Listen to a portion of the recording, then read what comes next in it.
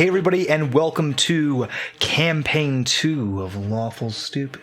Adventures on the high sea, glory awaits in the distance. What's that on the horizon? It's eagles! Scree! Joining me is... Oh, wait a second. Oh, fuck. Joining me is... Dwayne Peden. I thought we'd agreed not to bring him back on the show after what he did. It doesn't matter. He's got a contract. Dwayne Peden is joining us again. Dwayne, say hello. I'm back. And there's nothing we can do about it. Nope. Darn lawyers. No, I'm kidding. Thank you so much, Dwayne, for joining me on this journey where I'm the papa now. Yeah, you're the boss now. I regret all my past decisions. How does it feel knowing that I will enact all the horrors that you've applied to me tenfold? We'll see. We'll see. And all the boons. Well, there weren't a lot of those, so But the ones you got tenfold. Hey. That's true. You were a dragon for a minute, so yeah. So you're gonna get to be 10 dragons tied together at the tail, a dragon king, if you will. Oh, great! I'm excited. Do you want to get into this? Yeah, sure, absolutely. Okay. You want to just really quick tell us about your character? Yeah, sure.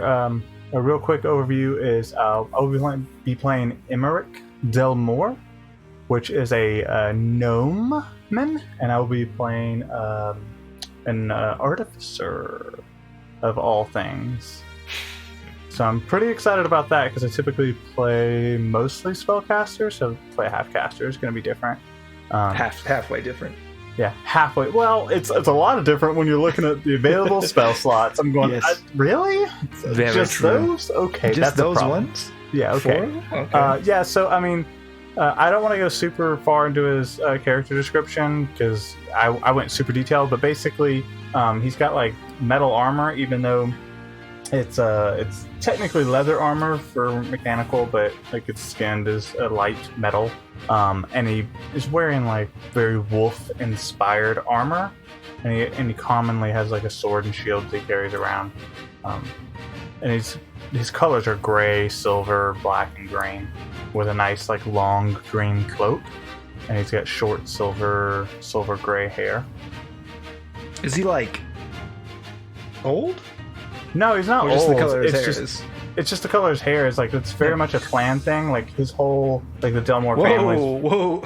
Yeah, it's very much like the Delmor family, like very inspired by the Timberwolf, and so their colors tend to reflect that. I got it. I'll tell you, there was a moment where you said he's a gnome, and I was like, he is, because I forgot your name anymore. That's right. Like, fuck. We switched. Yeah. Yeah. Anyway, so we're gonna get right into it. So you and the Primal Knights find yourselves in a forest surrounded by Alliance forces. Now, they're not super talented, relatively, when it comes to things like magic and that. Not these folks. And so they're chasing you through the village, or I'm sorry, rather, correction, through the forest, and you just hear these bombardments going off on either side of you. These explosive shells are being fired into the forest. You're not sure how accurate their accuracy is. Not sure how great their accuracy is, but they seem pretty damn good because you're just being showered in this loose soil and these explosions are going off danger fucking close. As you're journeying with your 3 companions, there is a human woman with golden locks and a tight braid who's wearing this very fancy garb with a long rose pink cape. There's this short dwarf with a big black beard and this brown and dark orange armor.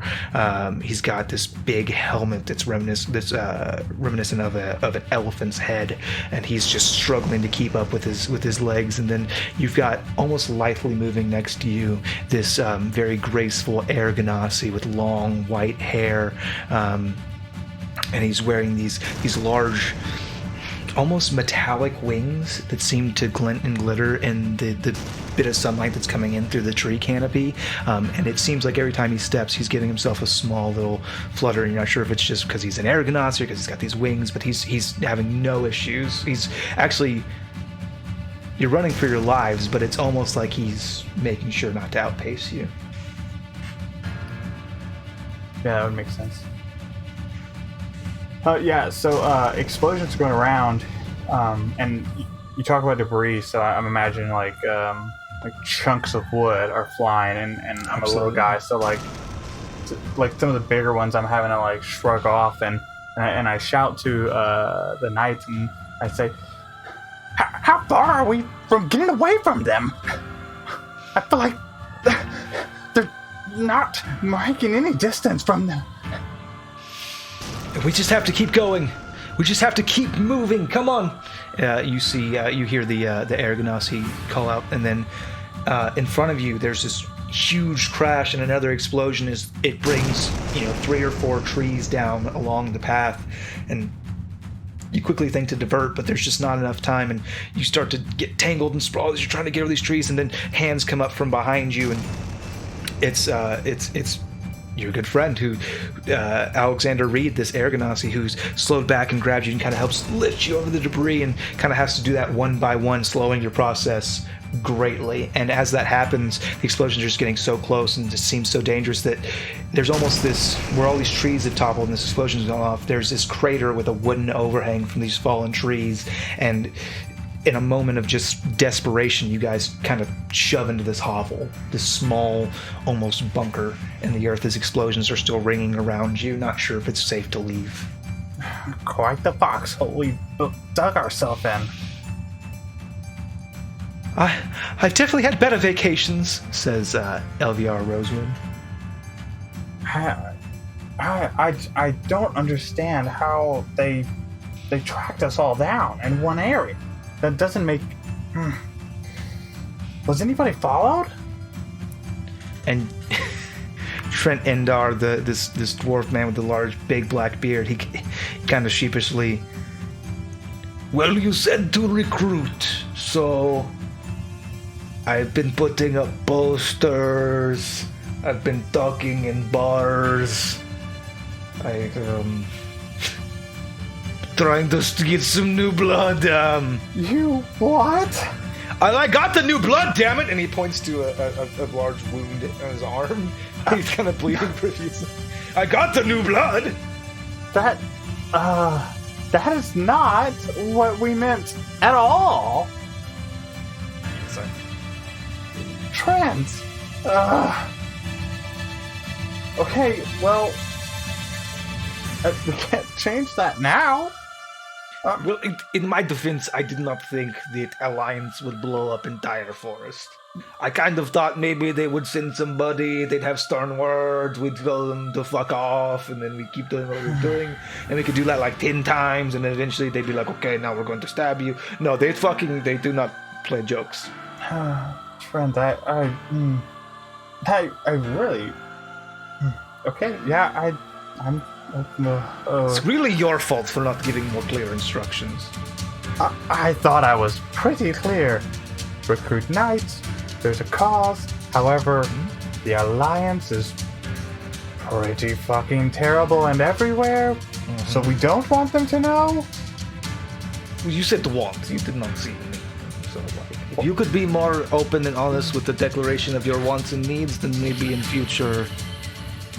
Okay. Just speak your truth. Okay, fair, but let's just clear something up. We don't kill people, right? Like, you are still on board with that. We're protectors of the innocent, and we don't intentionally kill people? Maybe in the eyes of your respective gods, maybe not all people are innocent, maybe we all have... Yes, I'm not killing people, that's crazy.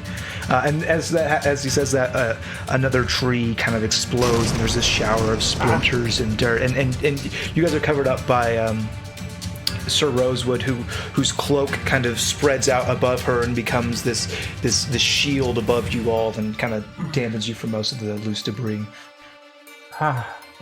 Thank you. You're the one who made it. Yeah, right, but you used it so well. I don't think we can stay here. I'm not sure that it's safe for us to stay together. What are you saying? This is one of the few times we've gathered, and for such a large force to meet, I'm not sure that it makes sense for us to stay together. I don't know that we'll be able to outrun them alone. And Sir Reed speaks up. Are you suggesting some sort of separation, retreat? What's the plan, Delmor? Well, truthfully, I've got the most experience with the Alliance. If I lead them away, you all can run different directions. There's so many places to go. There are so many people that the Alliance has oppressed and tortured and destroyed. There have to be more people out there, and if we move smaller and quieter, I think we can recruit more and meet back up.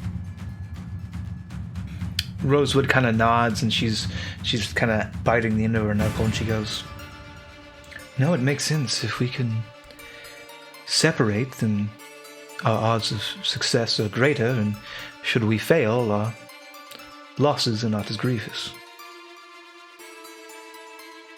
Yeah, Rosewood, what was that place you were telling me about? That place that no Alliance has ever been before. You're talking about the Meridian Menagerie. Yes. In a year's time, we meet there. We find it. If they can't, we surely can, right? I mean, yes, it shouldn't be an issue for anybody who's not with the Alliance. I mean, that's what the stories say. It's. I was there once as a young girl. It's a circus, quite literally. You see Emmerich kind of like when she says like anybody who's not part of the Alliance can get in. He kind of like you can see the weight on his face, and he's like actively, right? Like actively with the Alliance. I don't know how it works, Delmor. Okay, well, I guess that's something we'll have to figure out. I'm sure it'll be fine. Just remember. And then another loud cacophony and blast. It's like 3 shots in rapid succession fall very near you. Yeah, and I imagine like we can start to see like the foxhole kind of like breaking and caving in where the shield isn't. Like, because I imagine the shield is above us, right? So like it's above us, but it's really only covering like, suffer these mortar shells. Yeah, so it's close, but not that close to the point where you would have the walls cave in. The shield above you isn't really providing any sort of stability, but just keeping the debris off of you. Okay, but it's close. Gotcha. And so I look to the others and I say, just when you're out there recruiting, remember, we're out here to protect the weak. Right? We're here to help. Just remember what you stand for.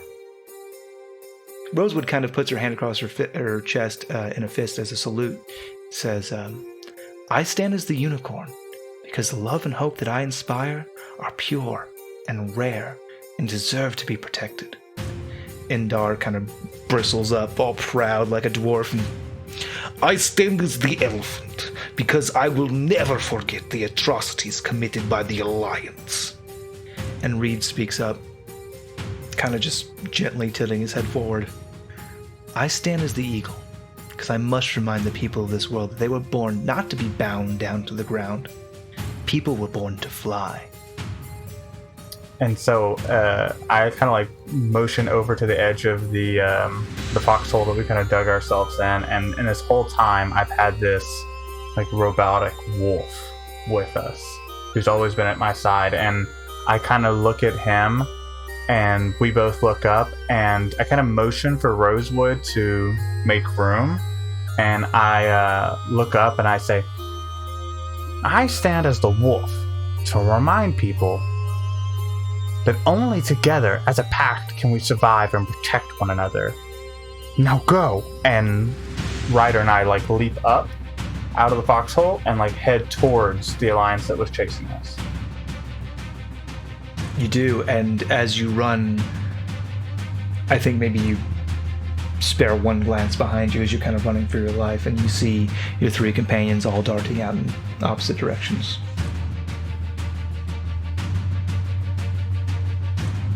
and you run.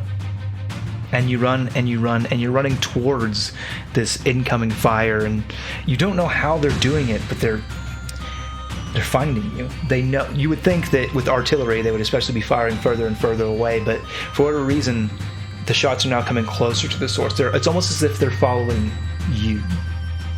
And then as you run alongside Ryder, you notice they're not. They're not following you. They're following Ryder. He's the target.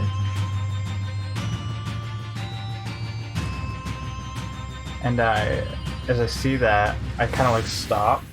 Like I just do a hard stop, and Ryder just knows to like stay with me, and he halts, and I look at him, and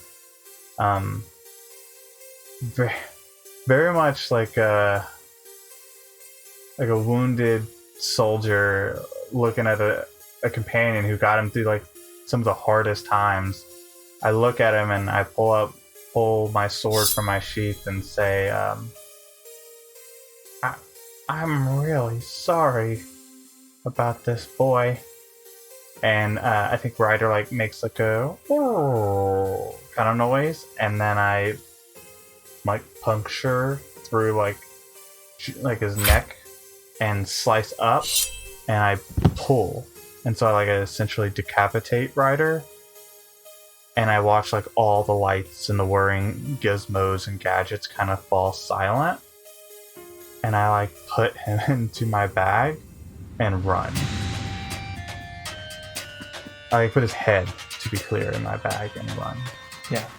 I think that when you do that, the bombardment stops.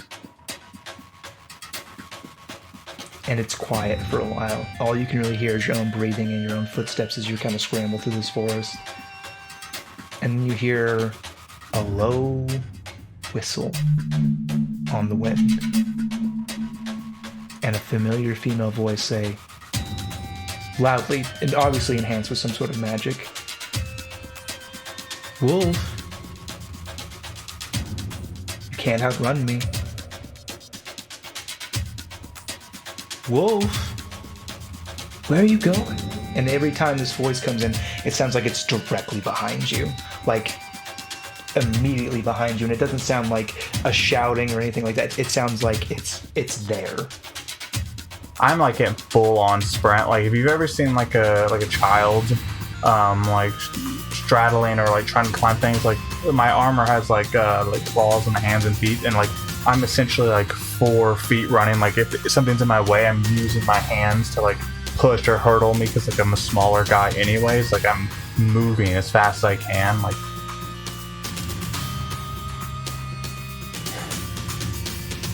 Wolf, you seem tired. You're not going to catch me. Maybe not, Wolf.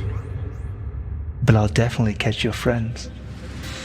And like he like stops at that, like hard stops, and then kind of like slides forward and turns back towards where he thinks this voice is coming from.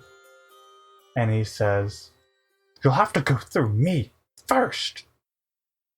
Oh no, that's where you're wrong, Wolf. I think I see... Oh, is that a sparrow in my sights? No.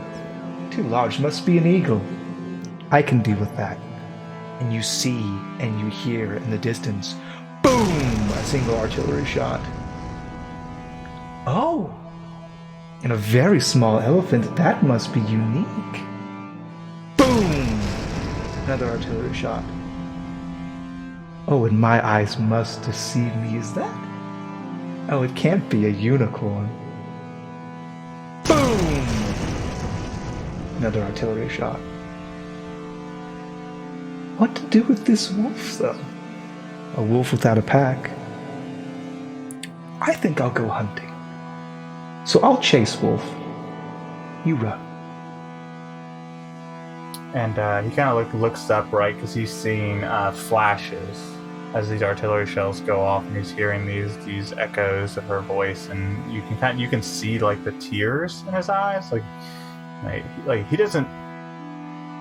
he like staunchly doesn't believe Rose would die. Like he knows like she's got that cape, but he's real worried about Indar and Reed, and he runs, and like you can just like see him running just full blown away from the Alliance.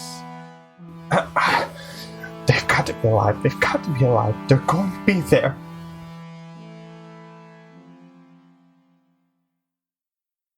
You run. And you're able to make it away. Nobody catches up to you. You have some trouble sleeping for a while, I think. I think that you move for longer than your body would like. I think that you hop on ships and go to different islands and never stay in one place for too long, doing your job, spreading your ideals, recruiting, without much luck. Because it almost feels, I think, correct me if I'm wrong, I think it feels wrong to recruit anyone until you know they're safe. So I don't think your heart's exactly in it, because it almost feels like you would be replacing them. And that can't be true, because they've got to be okay. And I think that goes on for about a year. Yes? Yeah, I was gonna say, like his worry that they weren't actually alive, it kind of like kept him from like believing in their calls again. It kind of like put him a step back. Absolutely. From his past. And I think that a year goes by, and I think that it's time. It's time to make your way to the menagerie. In any time in the last year, did you go there ahead of time just to see if you could make it, or? No, he wouldn't have wanted. Like, he would be like collecting information about it to like make sure he's like not trying to go in blind in the last few days. But he would have never gone to risk it. He's already been like, and he wouldn't have rebuilt Ryder either. I mean, for fear of being trapped and or caught, and he just would have avoided it completely. Yeah, and I think that a year comes and you set out to sea a small vessel that you can handle yourself, or are you chartering a ship? No, or? small vessel. I mean, because he's an inventor, he takes like a very small craft and modifies it to make it easy and to make it kind of quick and as silent as possible using technology. I mean, there's only so much you can do. I think that you arrive in the menagerie, which is a sight to behold in and of itself. It's this huge wooden city amidst the ocean, and like the whole way of finding it was kind of like nonsensical. Like when you asked people where you could find it, you were just giving a bearing, and you would ask someone else and they would give you a bearing. It would be the same one, and you'd go through, and nobody could actually really tell you where to go. But no matter where you went, even though your location changed, they gave you the same bearing, which would make sense. But whatever, you have to see, right? Yeah, I think definitely like after a couple days of like sailing towards that bearing, it very much like you have that moment of like, I'm insane for following these instructions. Yeah, absolutely, and maybe you are, but whether it's something that you're just seeing or something that's really there, you see this huge wooden, and it's made out of just nonsense. I'll be honest with you. It's like a wooden Howl's Moving Castle of bullshit. It's just ships cobbled together with parapets and like what appears to be an actual stone castle at one point. There's crow's nests adorning all over the sprawling city, like each one taller than the other one, just all through, not in any sort of order that would make sense from, as you know, as kind of a tactical minded person, like a military standpoint. They're just there, and you see this strange structure, and there's a dock. Yeah, so I would dock and board and try and find the other knights. You see a lot of things. You see a lot of mummers. You see a lot of performers, jugglers, fire eaters. You see sword swallowers. You see all kinds of performers, but no higher hair your friends. And so this is a pretty large city, right? Oh, it's huge, but there's one docking area. Yeah, so I think I would search the dock, and I think I would search the closest end to the dock, because that logically that's what I think they would do. And when I don't find them, I think I would spend some time in the next day or two like searching the city for them. Well, I'll tell you this. On your first day, as kind of the sun begins to set, maybe you're at the dock. Maybe because you think that's the central point, and this would be where they would have to come through as you're kind of waiting in the sun setting. You hear a voice pop up from behind you. Oh, Emmerich? Yes? Yeah, I got a letter for you. Okay. And you see a young man who appears to be a courier. He's got a postal satchel on him. He told out a letter. He hands it to you, and it's got your name written on it in just beautiful, like this silver calligraphy. Yeah. So I take it, and for continuity sake, my armor is like kind of covered with like a green tabard and cloak. And I don't have like on my claw gauntlets and stuff, like I'm trying to hide. I was told you'd be wearing a fancy get-up, but you're still here, so figured it might be you. Thanks. And so I look at this letter. Do I recognize like the handwriting? I mean, I either do or don't. I don't want to make it complicated. Not really. Okay, cool. I mean, it's it would be glanced, your like, name. Yeah, it's either gonna really stick out or not. So you recognize the seal. Okay, what's the seal? It's the head of a hound. Oh, fuck. Fuck. As I open it and read the letter. Just a single letter. Just plain print. Not many words on there. Run faster, Wolf. You fucking bitch. And I like crumble that letter up and then put it in my pack. And then you go back to your lodging? Yeah, I would go back to wherever I was like renting a room for the night. Yeah, you do. That's nothing else untoward, just a letter. And your friends did not arrive. Nope. The next day comes. Yeah, I mean, like for Emmerich, if he didn't find his friends, he would at least search the surrounding area, like what he could search in a day. Just look at what I mostly described. It's a lot of performers. Yeah. I mean, there's casinos. There's all kinds of stuff, but nothing. Sure, you don't have to I was saying he would search for a day, and if he doesn't find them, he would go back to his ship and then depart, to furthering his. If he's not actively pushing or protecting or helping in an area, he's not staying there long. Yeah. And so he goes and he departs. And you find your way back to the mainland. I think that it's kind of par for the course at this point. It's a lot of hiding on your part. I think it's a lot of, like you said, you can't really wear your armor in public because people will know, but you're still trying to recruit. You're still trying to further your cause and your ideals. Still trying to, I don't want to say that, this is a second year mired in failure. I think that you're moving. I think that you help a lot of people, I think, in small ways. Yeah, so I think that's all very right. To be clear, people wouldn't recognize him by his armor, like most people.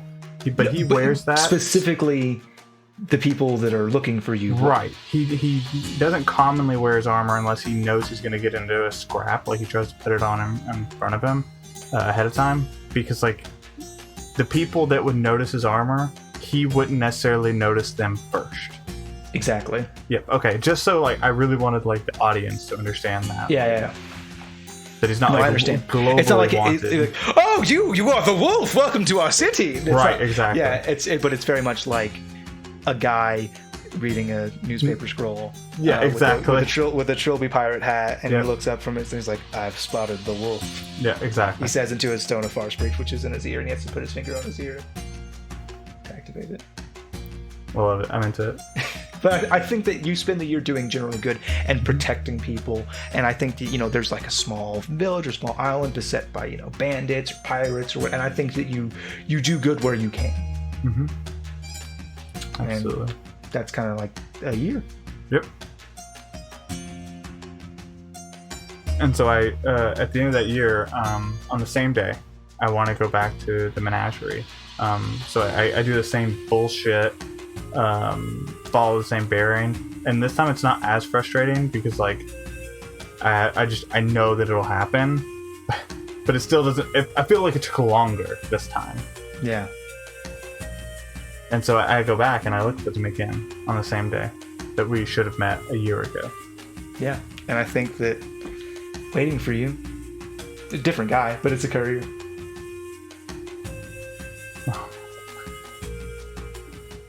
And I think he like notices me before he speaks, and I look at him and say, "A letter."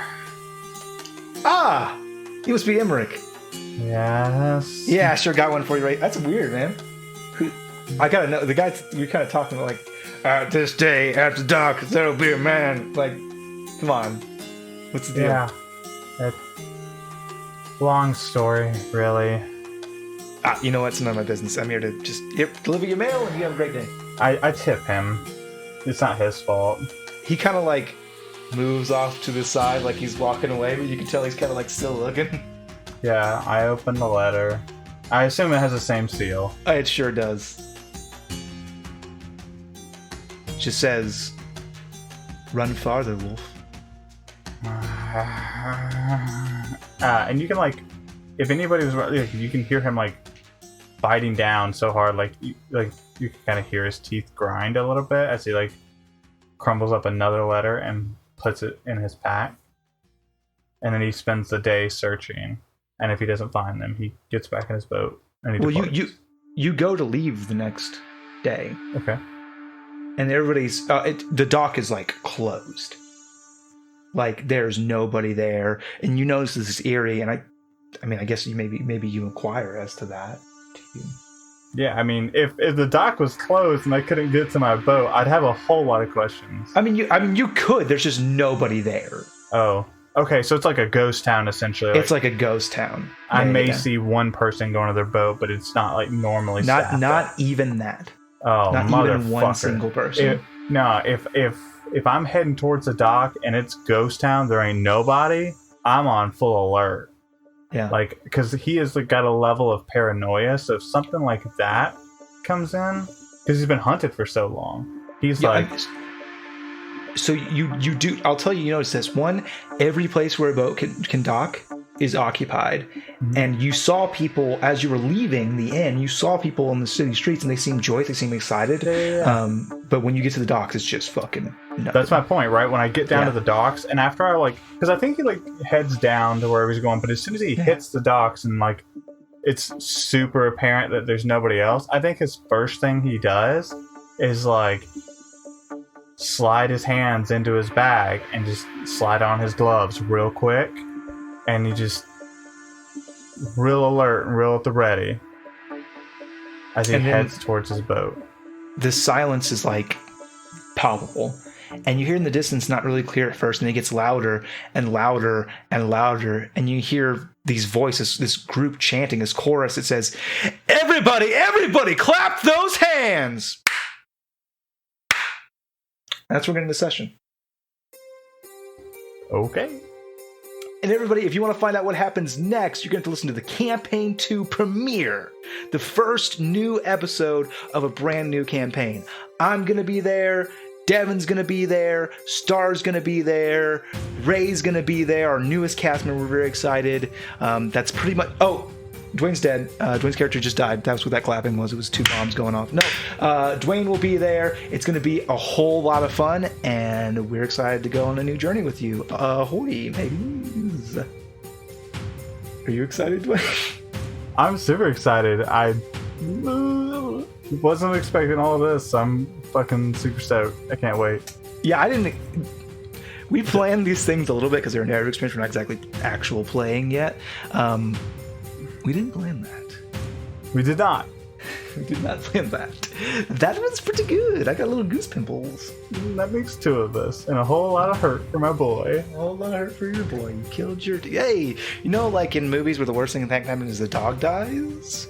Oh, dude, that was hard. Remember that scene in I Am Legend? That's kind of the vibe I got, like, when I was like, I gotta fucking take this thing offline. If only you'd installed, like, an off switch. Well, I wouldn't trust that. That should be in version 2.0. Well, you gotta get it with, like, a pin. It's like I'm sorry, I know that those things can be remotely turned back on. That's fair. Thank you so much, Jane, for joining me. Thank you so much for joining me, listeners, and we're excited to see you again. Absolutely. You know what time it is, Dwayne? Bye! We love you, bye!